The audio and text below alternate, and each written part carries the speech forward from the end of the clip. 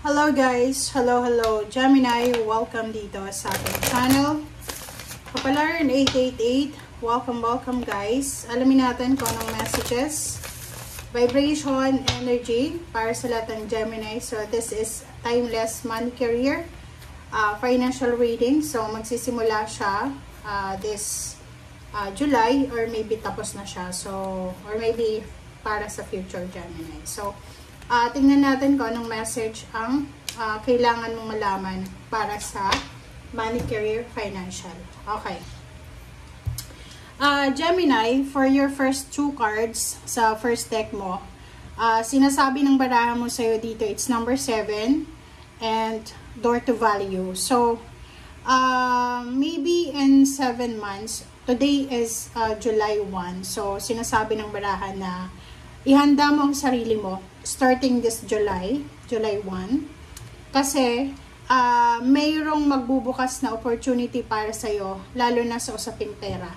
This door to value, para siyang unexpected or expected na windfall of money, winnings, parang ganon, or triumphant success, na pwedeng magdala sa'yo ng financial stability.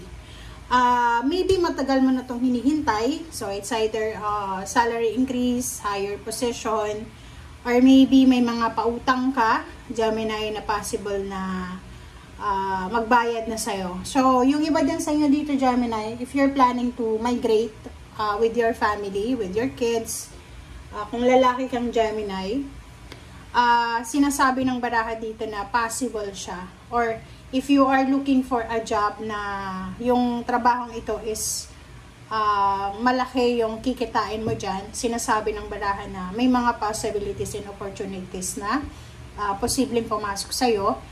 And you are lucky because you are supported, you are guided ng mga mahal mo sa buhay.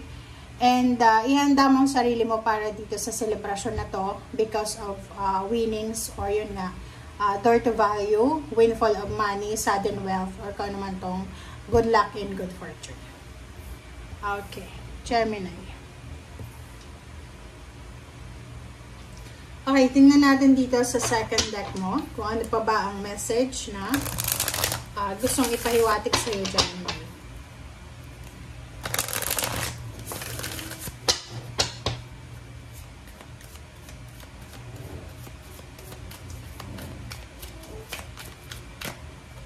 Okay. 3 cards.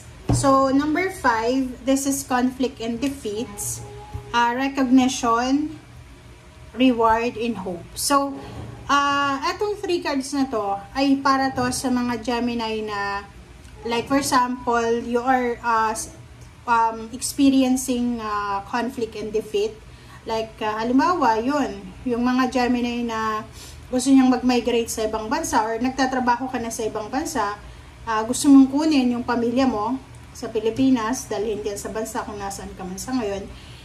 But the problem is, you are experiencing conflict and defeat. So maybe medyo conflict yung mga documents, or may mga problema na kailangan ayusin.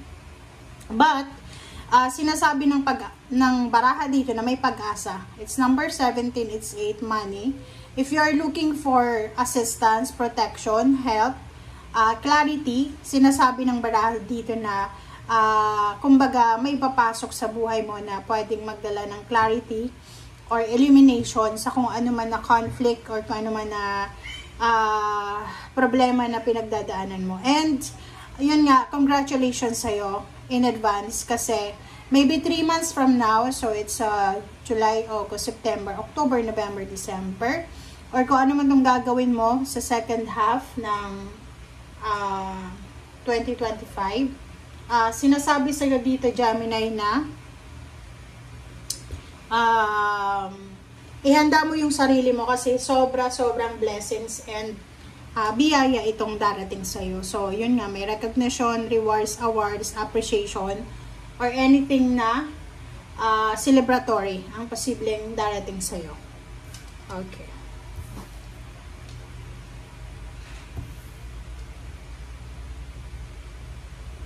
Okay, Gemini.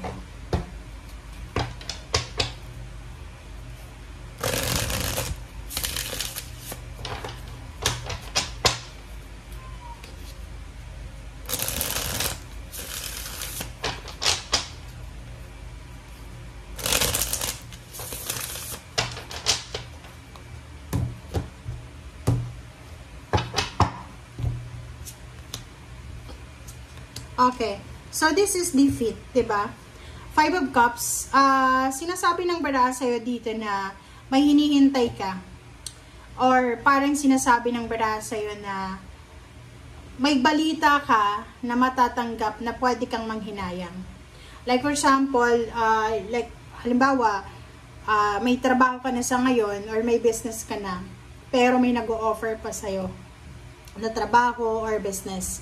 So, dito sinasabi ng baraha na maybe manghihinayang ka because napakaraming opportunities and possibilities na pumapasok sa buhay mo. Kumbaga, sinasabi ng baraha dyan sa'yo na okay lang yan. Okay? Okay lang yan, Gemini, kasi marami pa naman na darating sa'yo. Or parang sinasabi ng baraha na you are fortunate, you are lucky. And kung ano man to na panghihinayang na nararamdaman mo, just let go. Okay? Next two cards natin is Queen of Wands and Six of Wands. So, yun, victory, success talaga. So, yung dalawang barahang to, it's fire sign energy. Ito din fire sign. Sinasabi ng barahan na resonated siya dito sa dalawa. Door to value, this is Six of Wands. Queen of Wands is recognition, rewards, awards. Sinasabi ng baraha sa'yo, Gemini, na ihanda mo talaga ang sarili mo para sa financial freedom. Yun nga, recognition, awards, rewards, appreciation, positive result, positive outcome. So, kung ano man tong tinitake mong exam or anything na interview or basta meron ka ditong ginagawa or meron kang tinatrabaho na ang result niyan is Six of Wands. Okay? Victory and success. Okay, King of Coins.